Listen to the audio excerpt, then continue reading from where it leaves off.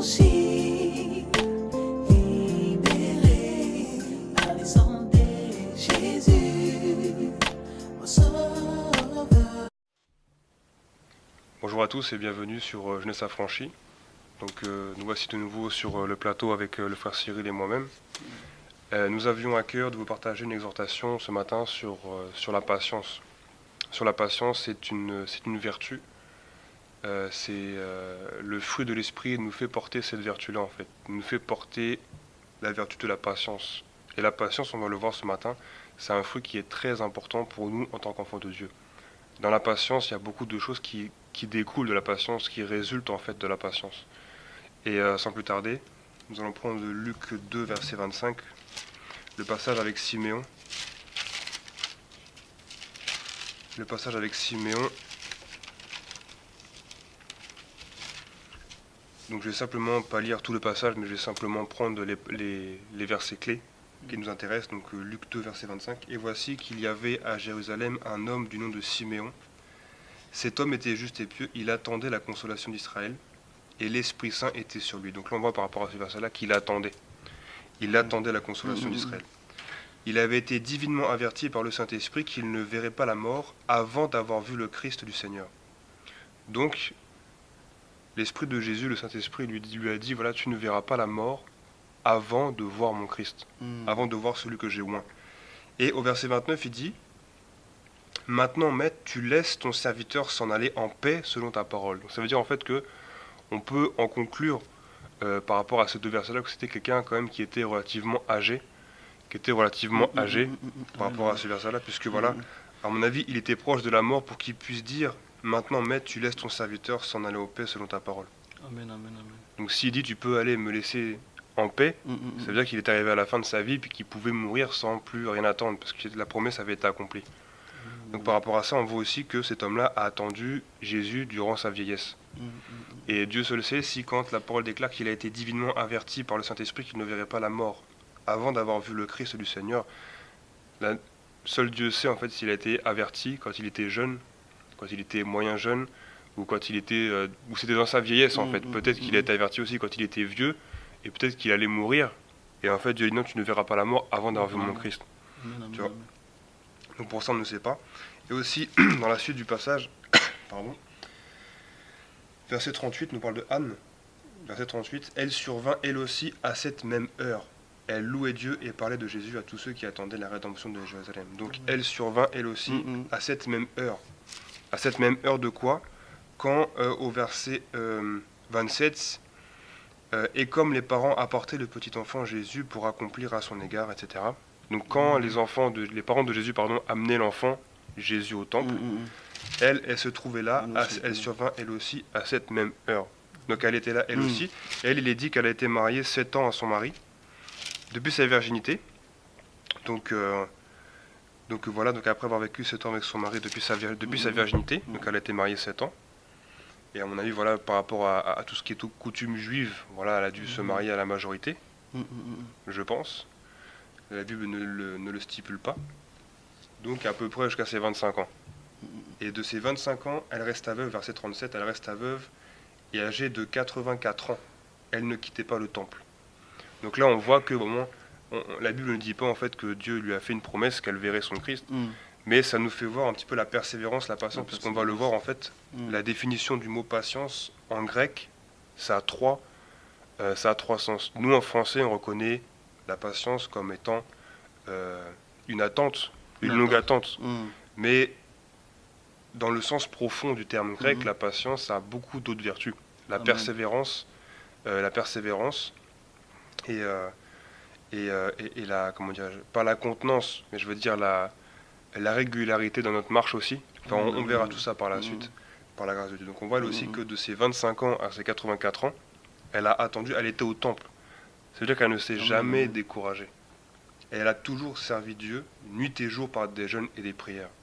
Donc de ses 25 ans jusqu'à ses 84 ans. C'est quelque chose, voilà, c'est pas forcément la patience de voir le Christ, de voir le loin, puisque la Bible ne dit pas qu'il y a eu cette promesse-là qui a été faite sur elle. Mais c'est le principe en fait qu'elle est restée vraiment dans la persévérance jusqu'au bout. Elle a usé de patience vis-à-vis du Seigneur en fait. Et voilà, par rapport à cela, je sais pas ce que tu vas dire par rapport à ce Oui, passage-là. par rapport à ça, vraiment, c'est intéressant, vraiment, et ça me parle beaucoup par rapport à ça. En fait, la pensée que j'avais aussi par rapport à Siméon, et aussi, enfin, pour commencer, et dans notre vie, il y a plusieurs promesses. Il y a la promesse que Dieu fait dans notre vie à nous-mêmes. Tu vois, Dieu peut nous promettre voilà, de voir des grandes choses avec lui, comme la même promesse qu'il a fait à Abraham. Dieu peut te faire une promesse, tu vois.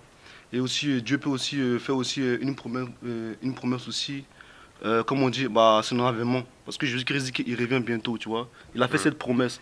Donc en gros, il y a plusieurs promesses. Et dans ce verset, quand je comprends, en fait, verset 25, quand on commence, la Bible dit, et voici, il y avait à Jérusalem un homme appelé Simeon.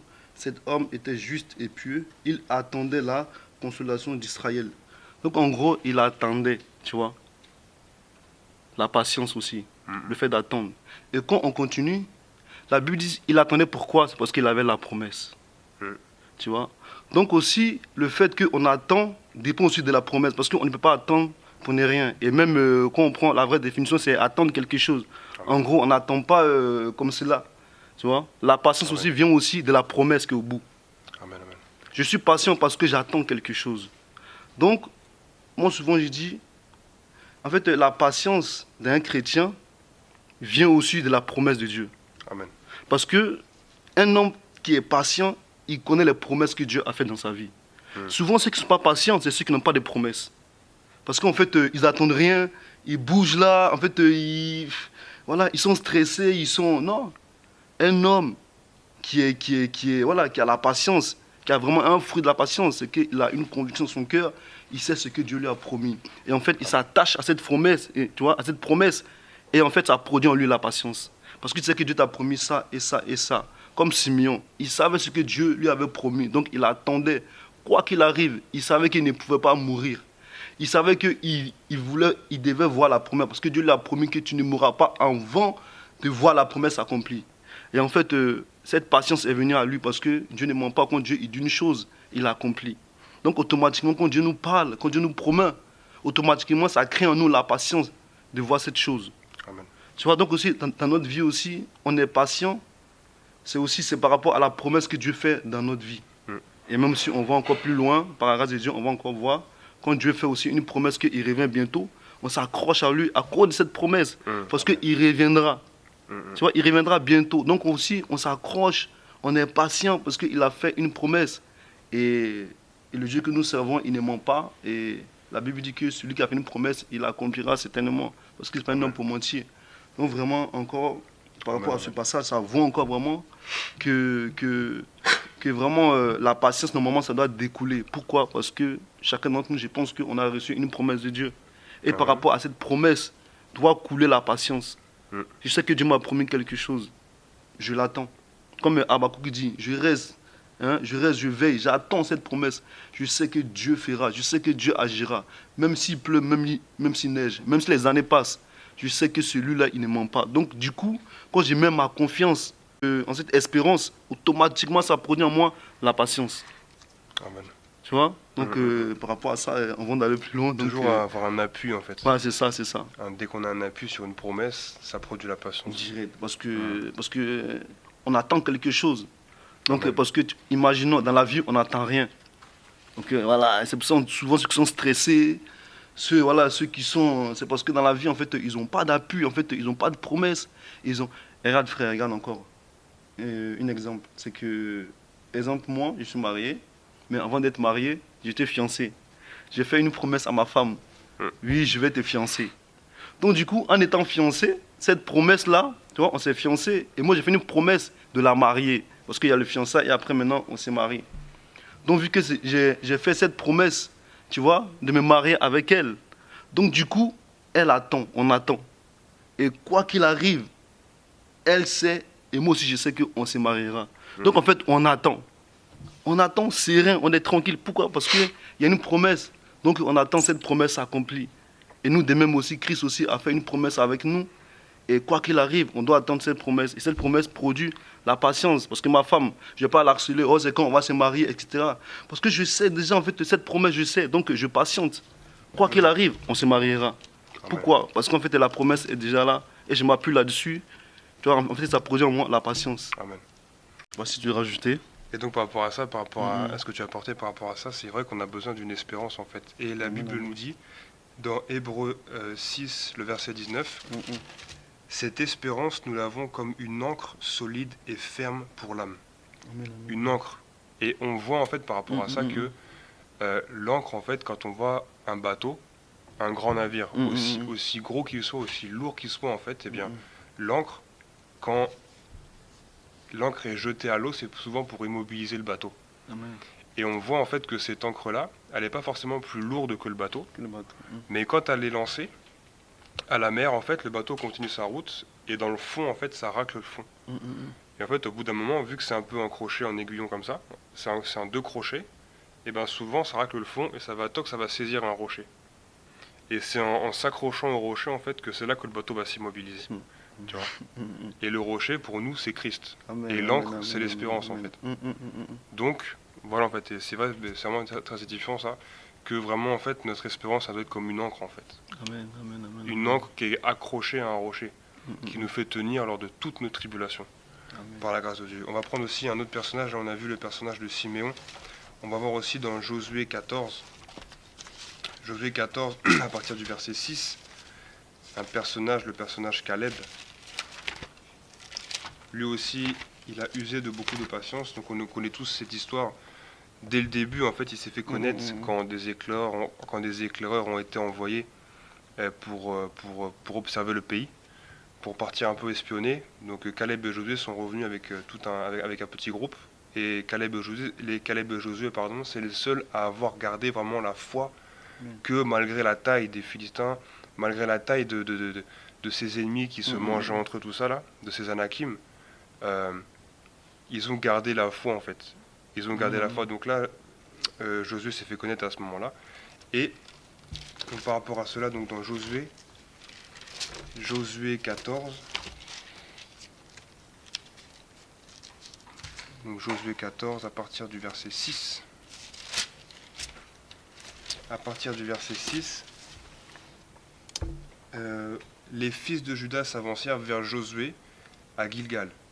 Et Caleb, fils de Yephuné le Kénisien, lui dit, tu sais, toi, ce que l'Éternel a déclaré à Moïse, homme de Dieu, en ce qui nous concerne, moi et toi, à Kadesh Bernéa. Donc ça, c'est quand ils sont venus et qu'ils sont restés vraiment fermes. C'est les 2 seuls sur 12, je crois. Si mes souvenirs sont bons, ils étaient 12 et c'était les 2 sur 10 en fait qui ont gardé la foi en fait. Et donc, il lui dit, tu te souviens de ce que Moïse nous a dit à toi et à moi à ce moment-là?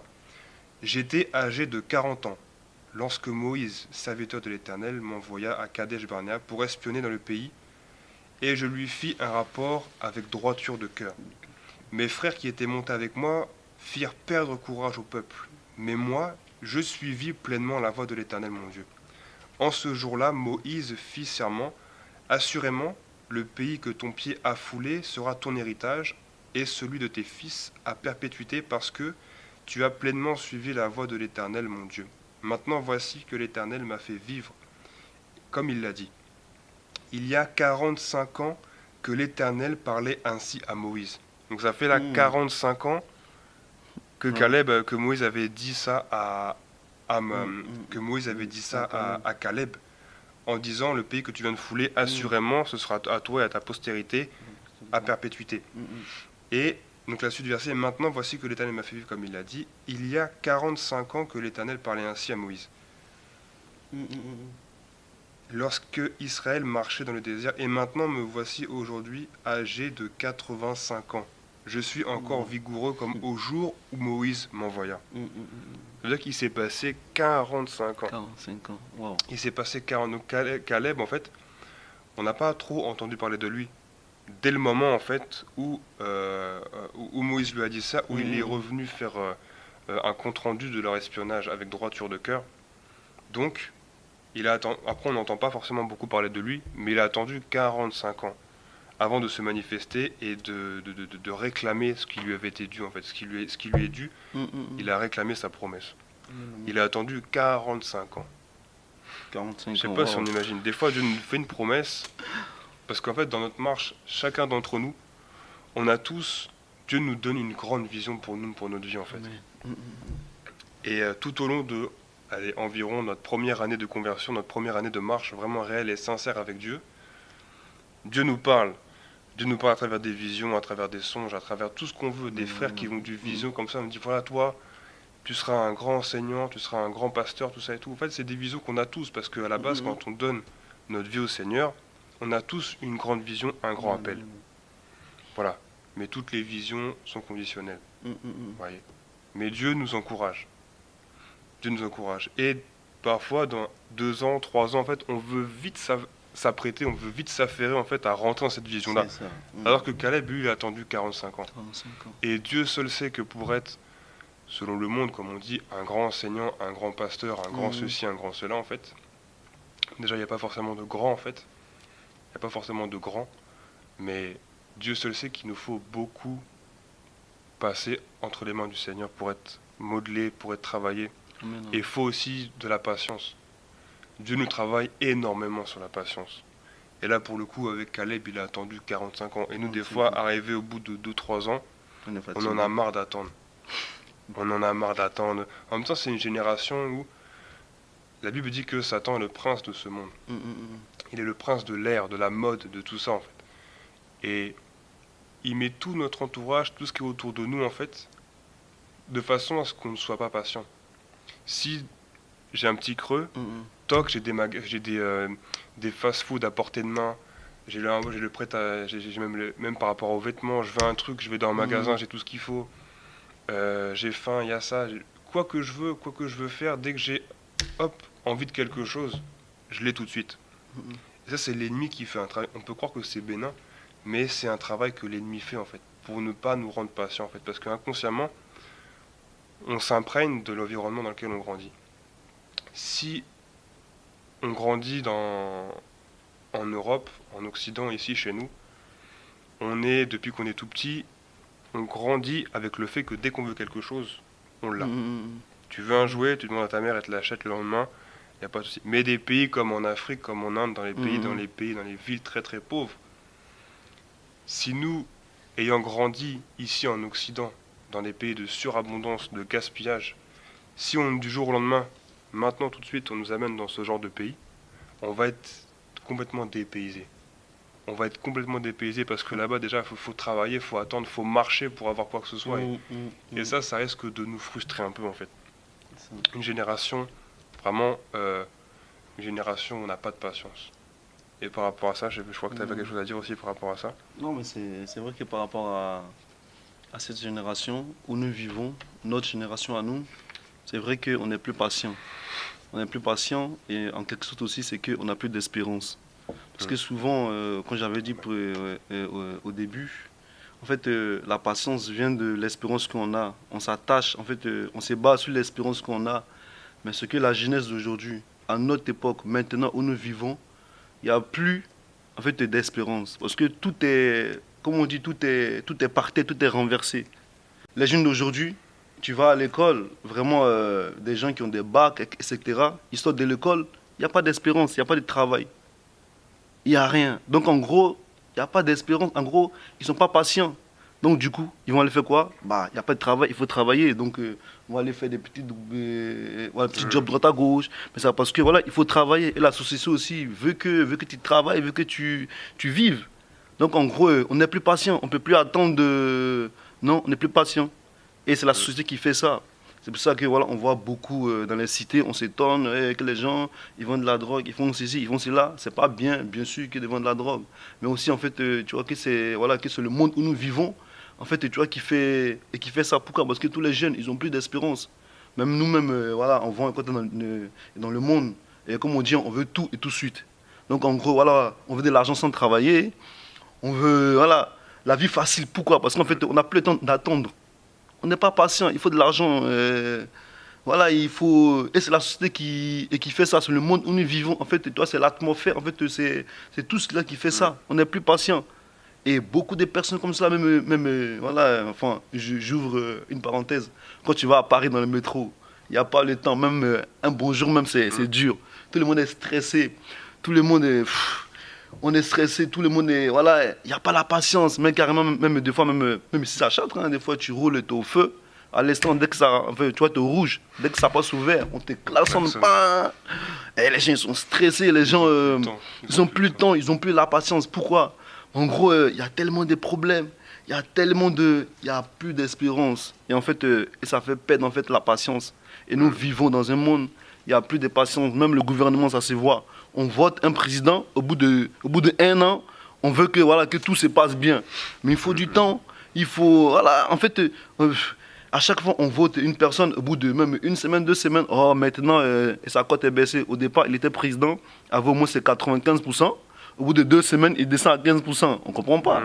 C'est pourquoi? C'est parce qu'on veut, on croit que les hommes c'est des dieux. Pourquoi? Parce qu'en fait, on veut que l'homme, non, un homme, il reste toujours un homme.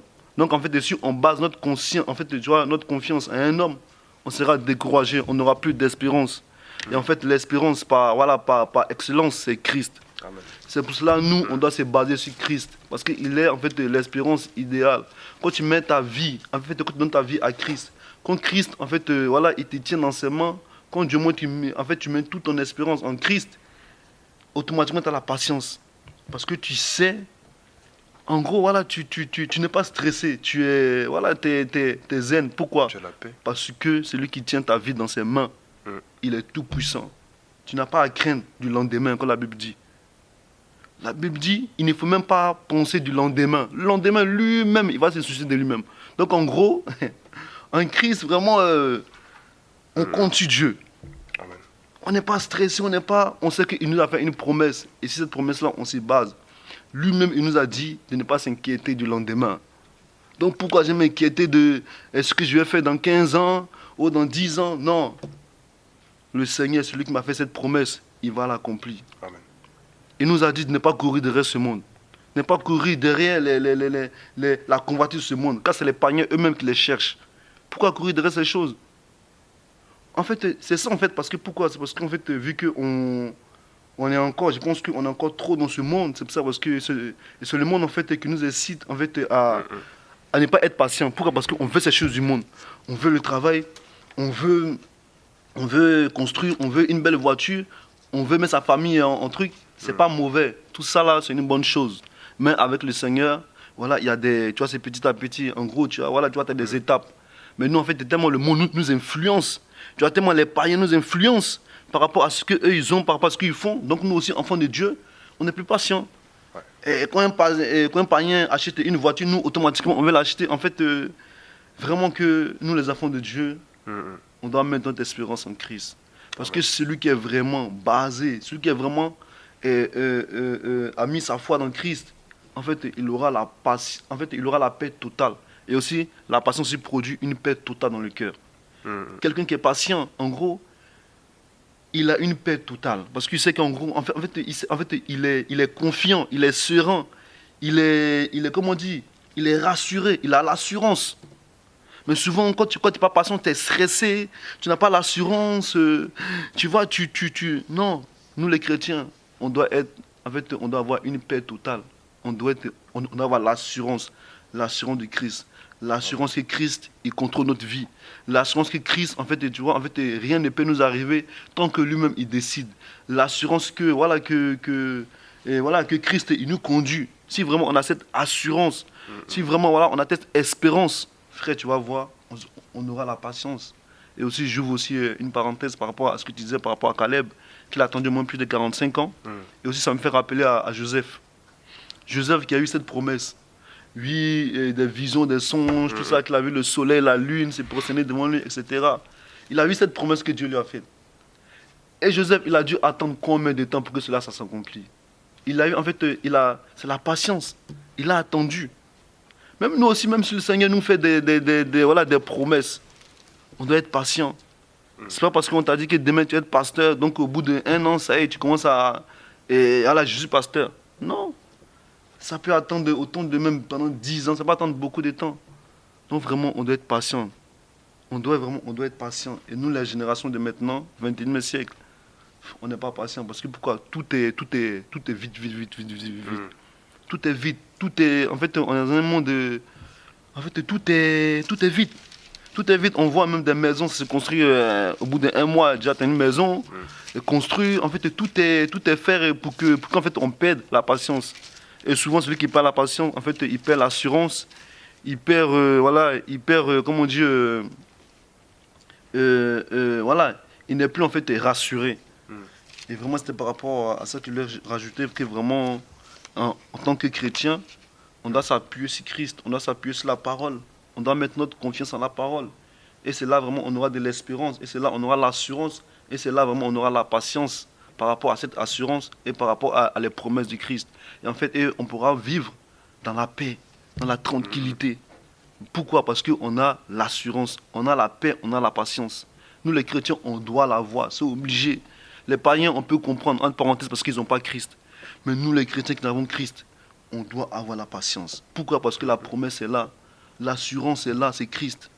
Donc vraiment, c'est un fruit, pour moi, un enfant de Dieu doit avoir. Parce que si on n'a pas on n'a pas en fait la patience, en gros, on n'a pas... vraiment que Dieu nous aide, frère. Je peux juste te rajouter parce que ça... Rajouter par rapport à ce que tu disais sur le fait que maintenant des maisons se construisent super rapidement, en fait, avec des matériaux qui sont plus faciles, qui sont plus légers. Quand on compare en fait les maisons de nos jours à des maisons qu'il y a dans les années 1700-1800, ces maisons-là, il n'y a pas une seule fissure, elles tiennent debout. Elles vraiment. tiennent encore. Ouais. Moi, je travaille dans le bâtiment, j'ai l'occasion parfois de faire des rénovations dans des maisons qui ont 300 ou 400 ans, même plus, voire plus. Et c'est des maisons qui font de large, font de large, plus de 80 cm de large, avec des gros pavés en fait. Et ça n'a jamais bougé en 300 ans. Maintenant, on fait des cloisons, des maisons en briques rouges. Ça fait 5 cm d'épaisseur. Pourquoi? Parce qu'on va super vite en fait. Et ça, on le voit maintenant, en moins de 10 ans, dans ces maisons-là, en fait, les failles commencent à se créer. C'est fait tellement rapidement que c'est mal fait en fait. Et un piège pour nous, enfants de Dieu, c'est d'avoir de l'impatience. Parce qu'il n'y a pas de souci, on peut suivre chacun sa route, faire même on le veut en fait, parce que Dieu veut nous faire passer par la patience. Mais si nous-mêmes on est impatient, si on n'a pas la patience, si on a l'impatience, on va vite faire les choses, on va vite construire. Ouais, de nous-mêmes. Il y a un moment, il y a un passage dans Paul qui dit en fait que j'ai posé comme un sage architecte le bon fondement. Mais celui qui construit se construit avec des bons matériaux. C'est-à-dire que le fondement, il est en nous, le fondement c'est Christ. Mais il y en a, ils sont tellement impatients qu'ils veulent construire des choses, mais rapidement en fait, sans attendre le temps de Dieu. Et bien ces personnes-là, leur construction, ce sera comme des maisons qu'on construit actuellement. Ce sera facilement ébranlable. Et nous, le piège, c'est de ne pas être... On est tous soumis à l'impatience en fait. On est tous impatients de par nature. Et si je prends l'exemple de David avec le psaume 119 aussi, lui-même qui, la Bible fait un excellent témoignage de David. Et si on prend le verset 82 du psaume 119, si tu peux lire ta version, frère. Ma version dit: mes yeux languissent après ta parole. Je dis: quand me consoleras-tu? Car je suis comme une autre dans la fumée, et je n'oublie point tes statures. D'accord. Donc ça, c'est une version par rapport à la version, par rapport à une autre version. Je vais lire le passage rapidement. Donc c'est psaume 119, Oui, verset 119, 82. On est tous soumis à l'impatience. Et David lui-même, voilà, le psaume 119, verset 82, mes yeux se fatiguent à attendre ce que tu as promis. Ça veut dire que David lui-même, parfois, il avait de l'impatience. David lui-même. Et le verset 83, je suis racorni comme une outre dans la fumée, mais je n'oublie pas tes prescriptions. En fait, racorni comme une outre, en fait, c'était les Hébreux, ce qu'ils faisaient, en fait, ils avaient des outres. Et racorni, il n'y a pas vraiment de définition par rapport à ce mot-là, mais c'est genre, en fait, ils mettaient du vin dedans. Ils mettaient du vin. Et pour en fait attendre la fermentation du vin, ils prenaient ces outres-là et ils les mettaient en fait sur le haut de leur porte ou sur un coin, ils la mettaient en hauteur et ils attendaient. Et ils attendaient que le vin fermente. C'est ça en fait la signification du verset 83. Je suis racorni comme une outre dans la fumée. Et donc en fait là David prend cela, en fait il est racorni comme une... En fait ça, il prend l'exemple en fait que il est en attente. Il est en attente constante. Et il use d'impatience, puisqu'il dit au verset 82, mes yeux se fatiguent à attendre ce que tu as promis. Et même si je prends un autre verset dans la suite, c'est le verset 123.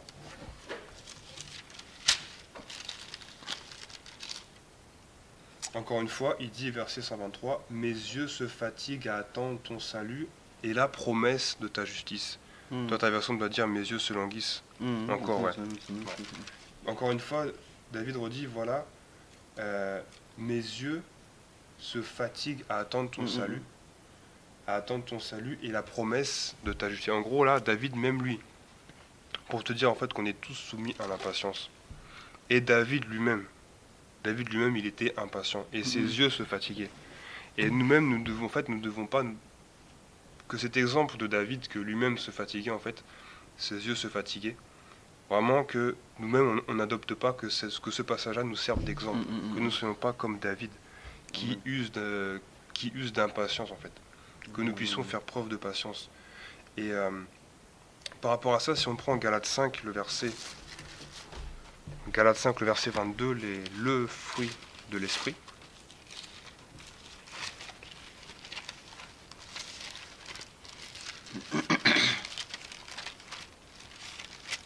Galates 5, verset 22. Mais le fruit de l'esprit est amour, joie, paix, patience. Ça veut dire que la patience, C'est le fruit de l'esprit. c'est l'esprit qui produit ce fruit-là en nous, Amen. qui produit cette vertu-là en fait, qui produit cette vertu-là, cette patience en nous. C'est-à-dire que Dieu étant lui-même, il a usé de beaucoup de patience. C'est dans les Écritures, il a usé de beaucoup de patience. Et c'est un fruit, c'est quelque chose, une vertu qu'en tant qu'enfant de Dieu, on doit manifester. On doit manifester. Et pour continuer, j'aimerais aller plus profondément en fait dans la signification grecque du mot patience. Comme je le disais au début, en fait, la patience, nous, quand on lit le dictionnaire Larousse, la définition, c'est une longue attente. Une longue attente, une grande patience, une longue attente en fait, de quelque chose qu'on attend, qu'on espère en fait. Ou une longue attente tout court. Mais comme notre vocabulaire à nous, grammatical, est pauvre, il comporte, je crois, 60 000 mots, alors que le grec en comporte plus de 120 000. Et par rapport à ça, la définition, donc j'ai été faire des recherches un petit peu sur Internet et j'ai vu, sur Internet la définition en fait de patience. Et en grec, donc le mot c'est upomone. Upomone, H-U-P-O-M-O-N-E. Et ce upomone, en fait, il est placé dans plusieurs textes. En apparence, quand on va le lire en français, ça va pas nous parler en fait de la patience. Mais c'est la même racine du mot, que c'est le même mot qui est utilisé. En grec, un mot égale beaucoup de définitions en fait. Et sans plus tarder, on va prendre ces passages-là. Donc, une des définitions du mot upomone, c'est la persévérance. Donc, Luc 8, verset 15.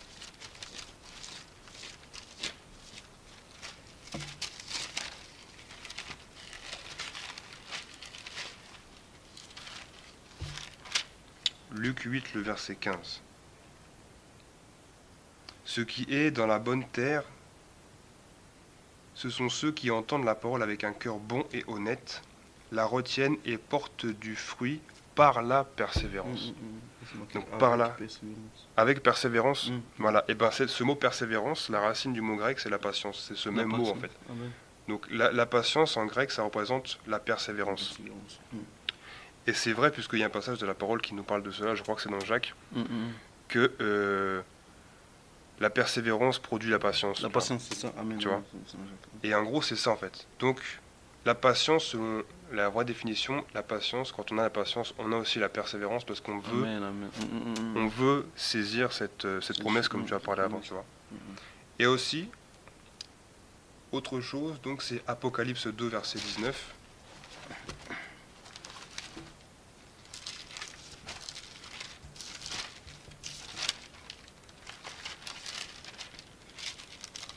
En fait, on voit que les mots qu'on va prendre là, ça a la même signification dans le sens où, pour être plus clair, pour être vraiment clair, la patience, la véritable patience, ça regroupe la persévérance et ça regroupe aussi la constance.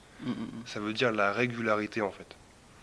Et pas simplement comme nous, en français, on dit que la patience, c'est une longue attente. le sens profond, c'est pas attendre et rien faire en fait. Ça veut dire que ouais. la patience, avoir la patience, la vraie patience, ça inclut la persévérance, ça inclut aussi la constance. En fait, ça veut dire à peu près les mêmes mots.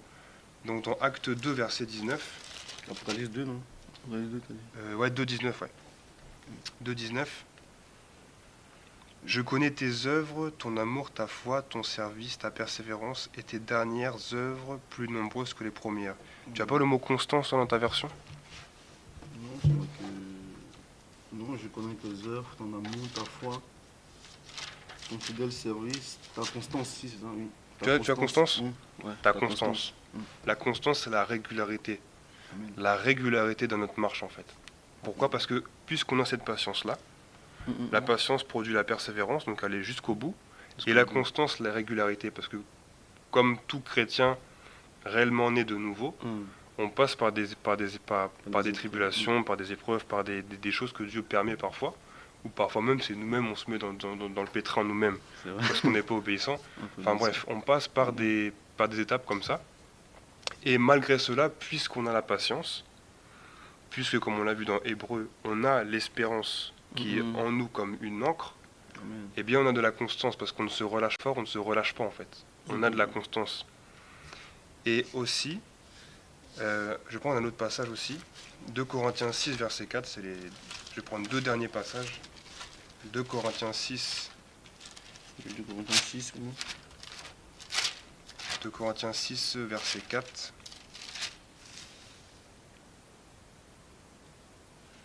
Et ça, c'est ce même mot en fait, c'est le même mot qu'on a pris dans 8.15, c'est la patience vraiment. Donc verset, j'ai dit verset 4, C'est ça, 6, 4. tu peux lire ta version s'il te plaît frère? Ma version dit: mais nous nous rendons recommandables à tous égards comme serviteurs de Dieu, par beaucoup de patience, par des tribulations, dans des calamités, dans les détresses, sous le coup, dans des prisons, dans des séditions, dans des travaux, dans des veilles, dans des jeûnes. Amen, amen, amen. Donc toi ta version a dit, mais nous nous rendons à tous égards recommandables comme serviteurs par beaucoup de patience. Oui, c'est ça. De patience. Toi ta version dit patience, Oui, moi beaucoup cette de version-là patience. a dit persévérance. Persévérance. Donc ça veut dire que les traducteurs, Ouais, quand ils ont vu le mot grec, ils ont vu qu'il y avait plusieurs définitions en fait. Donc l'un a mis cette voilà. patience, Et moi persévérance. Donc ça confirme ce qu'on vient de dire en fait, tu vois. Amen. Par la grâce de Dieu, ça confirme. Ça complète la parole. Amen, parce que Dieu confirme toujours. Amen. Donc voilà en fait. Et un dernier passage, par la grâce de Dieu, donc c'est 2 Corinthiens 12, 12.